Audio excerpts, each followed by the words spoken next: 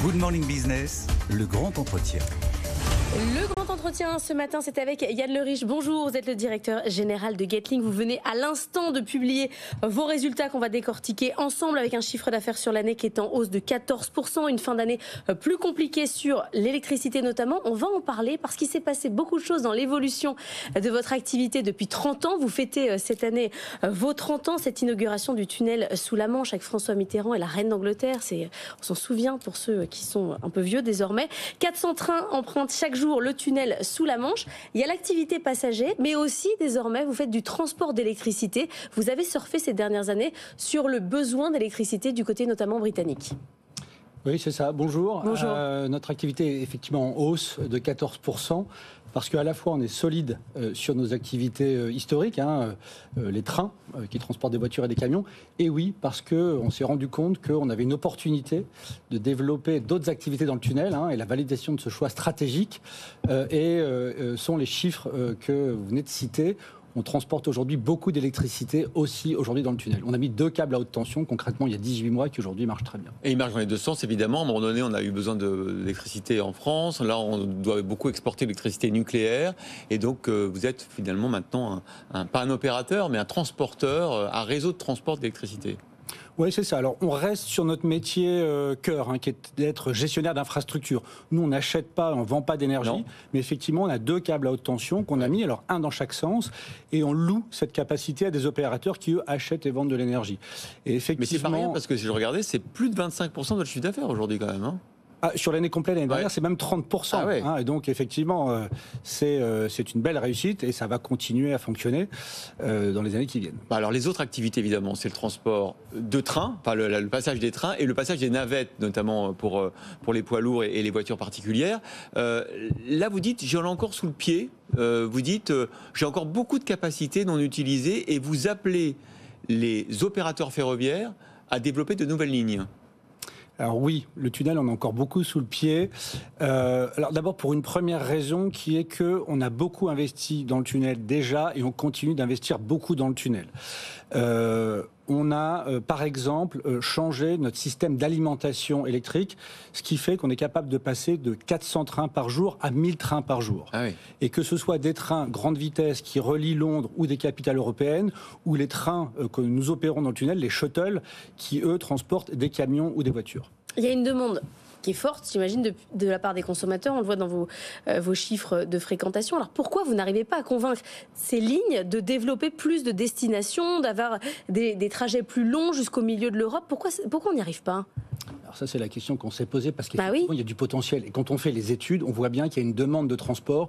Aujourd'hui, Londres-Paris, Londres-Bruxelles, Londres-Amsterdam, ça marche même très bien. Mais on voit bien qu'il y a du potentiel vers d'autres capitales européennes. On pense d'abord et avant tout à l'Allemagne et à la Suisse. Il y avait une tentative pour l'Allemagne qui n'avait pas fonctionné il y a quelques années. Oui, alors justement, on est reparti de là. Et pourquoi ça n'a pas marché à l'époque? C'est parce que les procédures administratives, quand vous les mettez bout à bout, ce qu'on appelle le time to market, c'est extrêmement long et ça met à peu près 10 ans. Si aujourd'hui, vous voulez lancer un service entre Paris et Cologne, Paris, la Suisse, Genève par exemple, il va falloir 10 ans. 10 ans, c'est long. On a travaillé, donc on a fait ces études de marché que j'évoquais, et on a aussi surtout simplifié toutes les procédures. Et on peut affirmer aujourd'hui que le time to market, donc entre le moment où vous prenez la décision de lancer un service et le moment où ce service est effectivement en marche, il faut plus aujourd'hui que 5 ans. Et ça rend tout de suite les choses beaucoup plus compétitives. C'est ça, ou c'est aussi quand même la compétition de l'avion? Parce qu'à un moment donné, sur ces distances qui sont quand même assez longues, Berlin-Londres, ça vous prend un petit moment, c'est cher. Et en fait, finalement, en avion, vous avez des billets qui sont ultra compétitifs. Berlin-Londres, c'est long. C'est pour ça que j'évoquais des villes plus proches, comme Francfort, Cologne en Allemagne, ou alors Zurich, et puis Genève en Suisse, ou on peut imaginer en France, Bordeaux. Il y a d'autres villes qu'on pourrait citer, mais il y a vraiment un gros potentiel sur l'Allemagne. Et là, on n'est pas du tout sur des durées qui sont très très longues. On est de l'ordre de 4 à 5 heures, et là, le train est extrêmement compétitif. De cœur de ville à cœur de ville, on le voit, le potentiel est là. Et c'est pour ça qu'aujourd'hui, j'affirme que ça va se développer, parce que la demande est là, et ça n'est plus compliqué comme avant de développer ces services. Alors pour que ça se développe, vous avez une initiative assez originale, vous vendez quasiment des trains clés en main, c'est-à-dire que vous avez fait des négociations avec les constructeurs ferroviaires, et si je suis moi une jeune compagnie de train, je me dis que le train c'est l'avenir, ça émet moins de CO2 que l'avion, je veux effectivement ouvrir de nouvelles lignes, je viens vous voir et je peux vous acheter le package.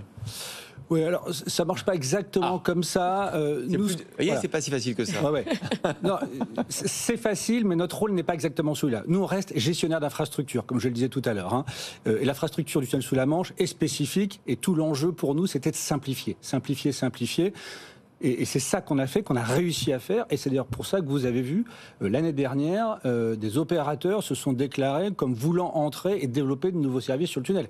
Ce qui est nouveau, on a eu notamment des Espagnols et puis on a eu également des Néerlandais qui ont dit voilà, nous on veut y aller maintenant que les choses sont simples, et donc c'est ça qui est en train de se passer. Mais je reviens à la question du prix. Vous serez compétitif sur le prix vis-à-vis de l'avion, parce qu'aujourd'hui un billet d'Eurostar Paris-Londres c'est très cher. Alors, les prix seront compétitifs, et d'ailleurs, aujourd'hui, ça marche déjà extrêmement bien, ces nouvelles liaisons. Quand vous regardez sur ce qui existe déjà entre Londres, Paris, Londres, Amsterdam, Londres, Bruxelles, la part de marché du train est très nettement supérieure à celle de l'avion. Donc ça, c'est pas le sujet. Vous appelez davantage de concurrence, peut-être justement sur les opérateurs ferroviaires, parce que c'est peut-être comme ça qu'on arrivera à avoir des prix de train plus bas. Oui, effectivement. Si on rajoute des services, si on rajoute de la concurrence, ce qu'on constate partout en Europe, c'est qu'on a un double phénomène. On a une qualité de service qui en général s'améliore, et puis sur la partie prix, évidemment, les choses sont plus compétitives. Donc tout ça va dans le bon sens. On rentre dans un cycle vertueux aujourd'hui de développement du ferroviaire, qui, je le rappelle, en plus, a un autre avantage énorme, c'est que c'est vert, le train. Ça permet de décarboner les échanges.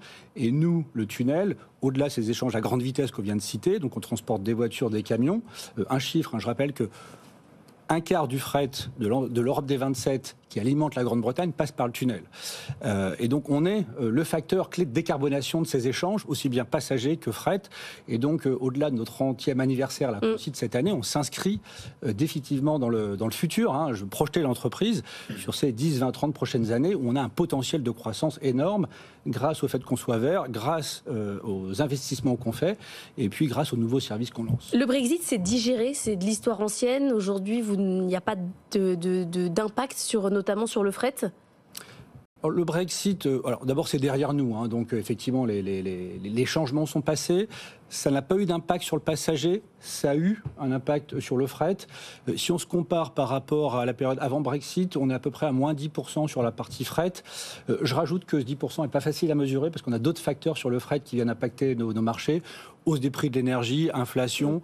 Et de façon générale, les chaînes logistiques à l'échelle mondiale ne sont pas encore tout à fait rétablies. Vous êtes fait un peu peur en décembre. Vous avez fait un petit peu peur, d'abord parce qu'il y a eu la grève de certains conducteurs. Il y a une négociation que vous avez dû mener. Et puis, il y a eu une fuite dans le tunnel. Il s'est passé quoi exactement? Alors, cette fuite, elle nous a été malheureusement attribuée alors qu'elle n'a pas eu lieu chez nous. C'était un autre tunnel plus court sous la Tamise à Londres. Et donc, effectivement, qui a perturbé les services. Du point de vue client, effectivement, l'impact a été là. Le tunnel sous la Manche ne fuit pas. Le tunnel sous la Manche ne fuit pas, je vous le confirme. Et les conducteurs, ça vous a coûté cher, la négociation? Alors bon, d'abord cette grève, effectivement, pour nous, ça a été un moment difficile, alors pour toute l'entreprise, parce que on a tous le client à cœur et que l'entreprise n'a pas la culture de la grève, et donc voilà, on travaille pour nous assurer que ce genre d'événement ne se reproduise plus, et le dialogue est en cours, les choses se passent bien. Vous avez augmenté la prime?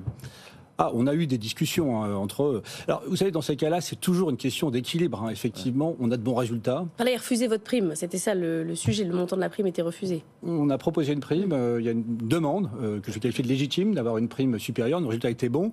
De notre côté, c'est aussi une question d'équilibre, effectivement, entre rémunérer justement le travail qui est fait. Et puis, on a un certain nombre d'enjeux devant nous, de modernisation que j'ai cité. On continue d'investir massivement dans nos trains, dans nos équipements. Et puis, vous le savez, on a parlé d'ailleurs de nos trafics fret. On subit un dumping social extrêmement fort sur le détroit du Pas-de-Calais, avec 2 opérateurs de ferry qui payent leurs marins 60% en dessous des minima sociaux français et britanniques, profitent d'un trou dans la loi. Heureusement, le gouvernement français et le gouvernement Parce qu'ils sont de pavillon étranger. pavillon étranger. D'ailleurs, c'est pas leurs marins embauchés à travers des agences d'intérim. Voilà. Et donc cette compétition qui est absolument déloyale, on lutte contre. Et donc ça, c'est un gros enjeu aussi pour nous. Je répète, les choses vont dans le bon sens. Des lois sont en train d'être passées, mais ça reste un gros sujet. Il n'y a pas de risque que les agriculteurs bloquent le tunnel là? Écoutez, la journée d'hier, un certain nombre de routes ont été bloquées, mais pas celles qui donnent accès au tunnel. Donc jusqu'ici, les choses se passent bien. Bon, 6 mai 94, 6 mai 2024, il y avait la reine d'Angleterre et le président français. Est-ce que là, on va refaire la même chose avec Emmanuel Macron et Charles III? Alors, je ne vais pas vous le dire, on est en train de préparer. Bah si, dites-le nous. Je peux vous confirmer la date. Vendez l'événement. Voilà, on est en train de préparer de belles festivités. Il y aura d'autres événements d'ailleurs que le 6 mai, puisque le 6 mai c'était effectivement le jour de démarrage, mais avant et après, on fera d'autres choses. Mais c'est en égo, Emmanuel Macron et Charles III. Ouais, on en discute avec les autorités. On voit bien qu'on aura pas mal de monde qui, dans le détail, on vous le dira le moment venu. Merci beaucoup d'avoir été avec nous, Yann Le Riche, le directeur général de Getlink.